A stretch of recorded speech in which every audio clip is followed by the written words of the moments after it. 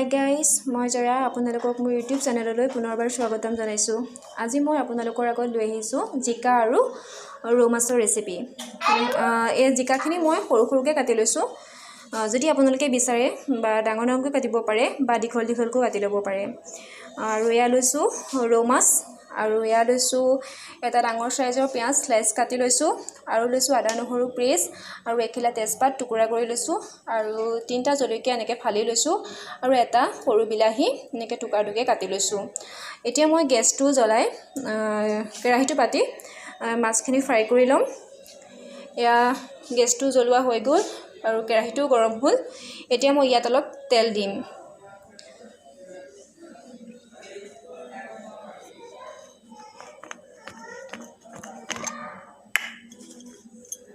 এতিয়া ইয়াতে মই অলপ তেল দি ল'ম।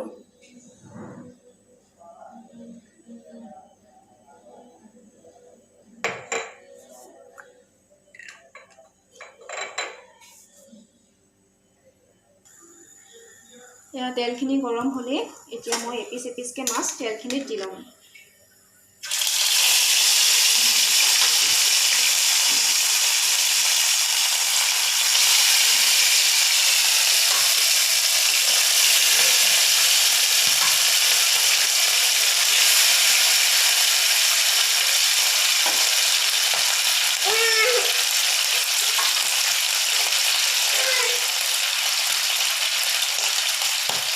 মাছখিনি মই অলপ হালধি ফ্ৰাই হ'বলৈ দিম।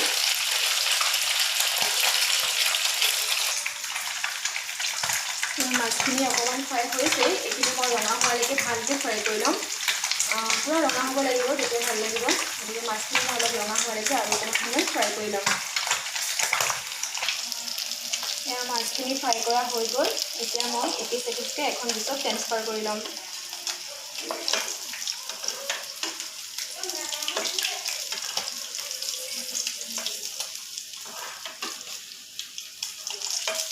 মাছখিনি মই এখন ডিছত ট্ৰান্সফাৰ কৰি ল'লোঁ।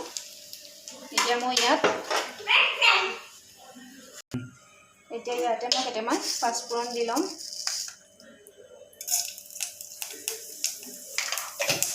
পাঁচফোৰণখিনি ফুটিছে, ইয়াৰ লগে লগে মই দিম কাটি থোৱা পিঁয়াজকেইকণ।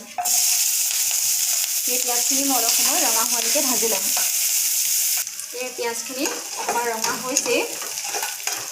এতিয়া মই ইয়াত দিম পিচি লোৱা আদা নহৰু পেষ্টখিনি, আৰু দিম জলকীয়াকেইটা আৰু এই তেজপাত টুকুৰা। এইখিনিও মই 1 মিনিটমান সময় আদা নহৰু কেঁচা গোন্ধটো যোৱালৈকে ভাজি ল'ম। কাৰণ আদা নহৰু কেঁচা গোন্ধটো থাকিলে বেয়া লাগে, সেইটো কাৰণেই। সেইকাৰণে 2 মিনিটমান বা 1 মিনিটমান সময় এইখিনি মই কেঁচা গোন্ধটো যোৱালৈকে ভাজি ল'ম। এয়া ভাজা হৈ গ'ল 1 মিনিট সময়। এতিয়া মই ইয়াত বিলাহীখিনি এড কৰি দিম। এইখিনিও মই 2 মিনিটমান সময় বিলাহীখিনি কোমল হোৱালৈকে ভাজি ল'ম। এইখিনি এনেদৰে 2 মিনিটমান সময় ভাজি ল'ব।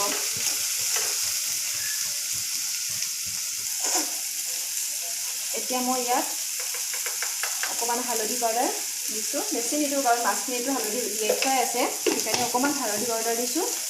এতিয়া মই অকণমান এইখিনি সময় ভাজি ল'ম।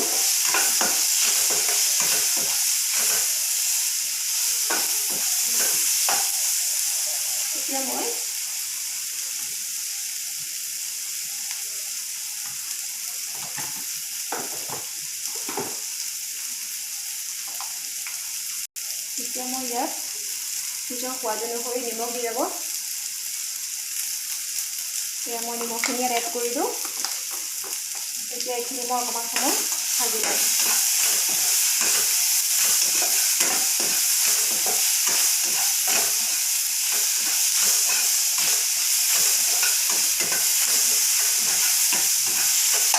এতিয়া মই ইয়াত অলপমান ধনিয়া পাউডাৰ দিম।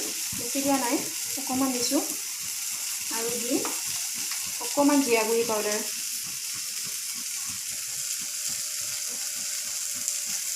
এতিয়া এইখিনি মই 1 মিনিটমান সময় ভাজি ল'ম। এয়া মোৰ 1 মিনিট সময় ভাজা হৈ গ'ল। এতিয়া মই ইয়াত জিকাখিনি দি দিম।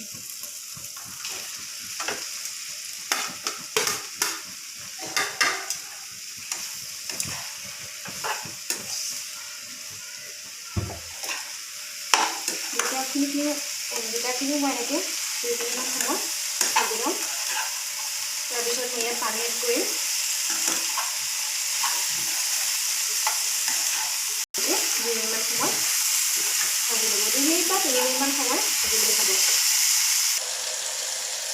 এয়া 2 মিনিটমান সময় ভাজা হৈছেই। আৰু অকণমান সময় ৰাখি জিকাখিনি কোমল হ'বলৈ দিম। তেতিয়া মই পানী অলপ ইয়াত এড কৰি দিম।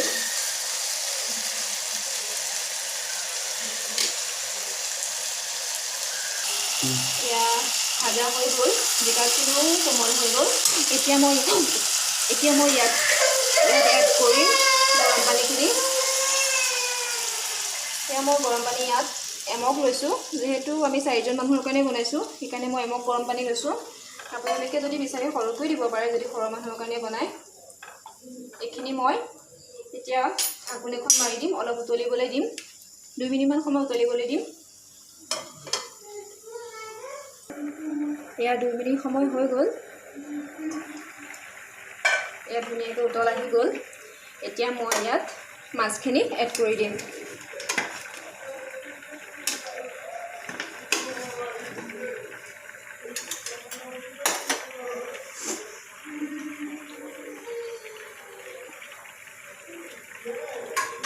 এতিয়া মাছখিনি এড কৰাৰ পিছত অকণমান লৰাই আৰু 2-3 মিনিটমান সময় ঢাকি দিম।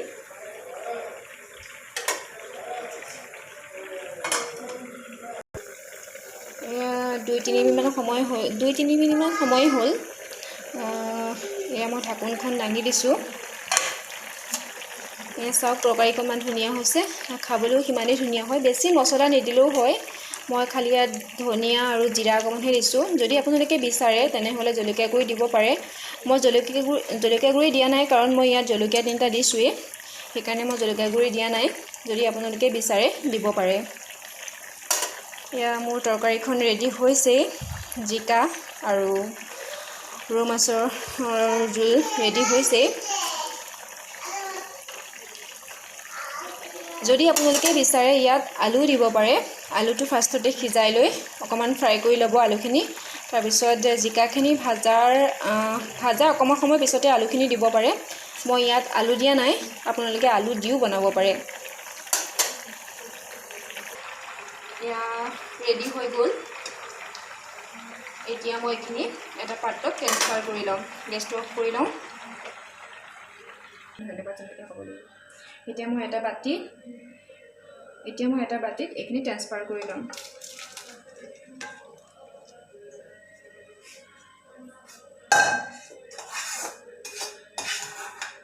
এয়া মই এটা বাতিত ট্ৰান্সফাৰ কৰি ল'লোঁ।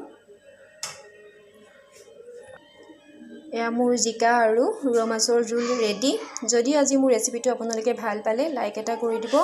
আৰু যদি আপুনি মোৰ চেনেলত নতুন, তেনেহ'লে মোৰ চেনেলটো ছাবস্ক্ৰাইব কৰি দিব আৰু ওচৰতে থকা বেল আইকনটো ক্লিক কৰি দিব। তেতিয়া মোৰ আহিবলগীয়া নতুন ভিডিঅ'সমূহ আপোনালোকে পাই থাকিব।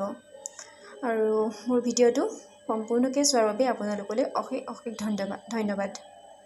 Thank U.